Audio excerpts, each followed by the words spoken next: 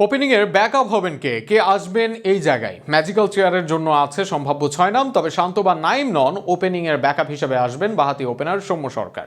নানা যুক্তিও প্রমাণ করে কেন তিনি আসবেন দলের ওপেনিংয়ে। সেসব যুক্তি নিয়ে বিস্তারিত থাকছে প্রতিবেদনে। 15 সদস্যের চূড়ান্ত দলের জন্য ডাকা হয়েছে মোট 25 মুখ। যাচাই বাছাই শেষে টিকবেন 15 জন, বাদ পড়বেন 10 জন। এর মাঝে দলের চূড়ান্ত হয়ে গেছে অনেকের জায়গা, তবে কয়েক জায়গা নিয়ে এখনও আছে সংশয়।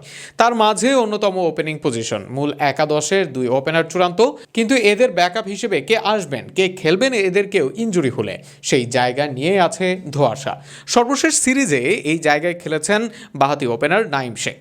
তবে এশিয়া কাপের মঞ্চে নাইমের জায়গা না পাওয়ার সম্ভাবনাই বেশি। সেই জায়গায় বাংলাদেশ দলের অপশন হতে পারেন সৌম্য সরকার।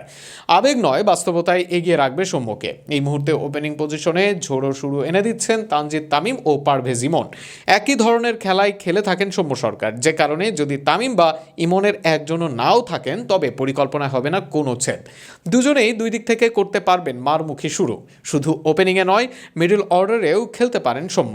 নাম্বার 4-এ ভালো ইনিংস আছে তার। এই জায়গায় চাইলেও ব্যাট করতে পারেন না নাইম বা নাজমুল শান্তরা। সেখানে দরকার হলে হৃদয়ের বদলে নেমে মিডল অর্ডারে ভালো করতে পারেন সৌম্য। আরও এক কারণে একাদশে আসার দৌড়ে থাকবেন বাঁহাতি এই ওপেনার।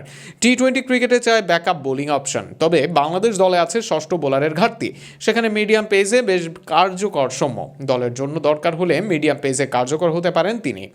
সবকিছু মিলিয়ে 15 সদস্যের দলের সুযোগ পাওয়ার ভালো সম্ভাবনা আছে সৌম্য সরকারের। অন্তত নিজের সেরাটা দিতে পারলে সৌম্যই যে কতটা ভয়ানক হতে পারেন তা সবারই জানা।